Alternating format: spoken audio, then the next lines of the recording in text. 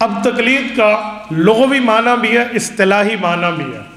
جب آپ عوام میں بات کریں گے تو آپ ادھر لغوی معنی کہیں گے تو لوگ نہیں سمجھیں گے، اصطلاحی معنی کہیں گے لوگ نہیں سمجھیں گے۔ مولوی تو سمجھتے ہیں، عوام میں کتائیں لفظ کا معنی لغوی معنی، شریعت کا مطلب اصطلاحی معنی۔ لفظ کا مطلب کیا ہے؟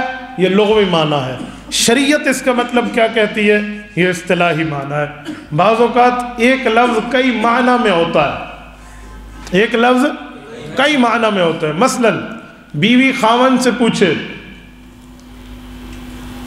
کہ دوائی خالی تھی، وہ کہے گا نہیں دوائی تو بھری ہوئی تھی۔ اب خالی تھی کہ دو معنی ہیں، خالی تھی یا خالی تھی؟ انہوں نے کہا نہیں بھری ہوئی تھی۔ انہوں نے کہا دوائی پیلی تھی؟ انہوں نے کہا نہیں وہ تو نیلی تھی۔ ایک لفظ کے کئی معنی ہیں۔ انہوں نے کہا میرا مطلب ہے دوائی کو پی لیا تھا؟ انہوں نے کہا پی لیا تو مجھے تھا، یرکان ہے۔ میرا مطلب ہے دوائی منہ کھول کے اندر رکھ دی تھی؟ انہوں نے کہا دوائی تو فریج کھول کے رکھ دی تھی۔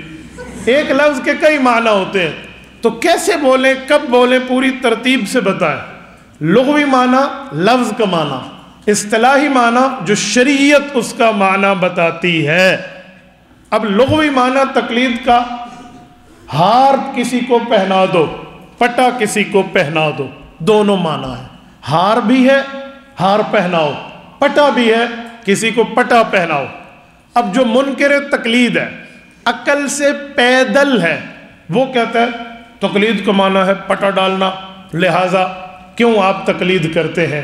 میں انہیں کہتا ہوں پھر نماز بھی چھوڑ دیں۔ صلاۃ کا لغوی معنی ہوتا ہے لکڑی کو آگ پر سینک کے سیدھا کرنا۔ آپ اور ہم لکڑی تو نہیں ہے کہ چولہے پہ جا کر بیٹھ جائے، تو پھر نماز بھی چھوڑ دیں۔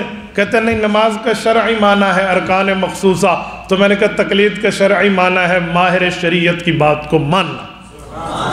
کوئی پرابلم نہیں ہے، اس پر کوئی ڈاؤٹ نہیں ہے، بس دماغ ہونا چاہیے۔ بندہ عقل سے پیدل، عقل سے لنگڑا لولا اندھا بہرا گونگا نہ ہو، عقل تو کچھ ہو نا۔ افلا تعقلون افلا یتدبرون افلا یتفکرون، یہ قرآن نے ہمیں عقل کی بات بھی کی ہے کہ آپ کے پاس یہ اوپر کی منزل بھری ہونی چاہیے، خالی نہیں ہونی چاہیے۔ تو تقلید کا لغوی معنی پر اسی لیے کوئی اعتراض نہیں ہے، لیکن ایک جملہ کہتا ہوں، اگر اس کا معنی پٹا ڈالنا بھی ہے تو پھر یاد رکھیں یہ متعدی ہے، یہ لازمی نہیں ہے۔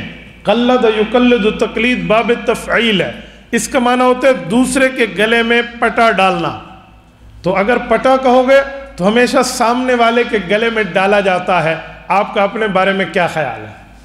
اگر آپ ہار کہو گے تو ہار کبھی اپنے گلے میں ڈالا جاتا ہے، کبھی سامنے والے کے گلے میں ڈالا جاتا ہے۔ تو اسی لیے انسانوں کو ہار والا معنی پسند ہے، کیونکہ انسان ہار پہنتے اور پہناتے ہیں، اور جانوروں کو شاید جانوروں والا معنی پسند ہو کہ وہ ہمیشہ پٹا پہنتے ہیں۔ تو نظر اپنی اپنی، پسند اپنی اپنی، اس پر کوئی ہمیں اعتراض نہیں ہے۔ انسان ہے تو انسانوں والا معنی کر لیں، جانور ہے تو بھائی پھر آپ بقرعید آ رہی ہے اپنی تیاری فرما لیں۔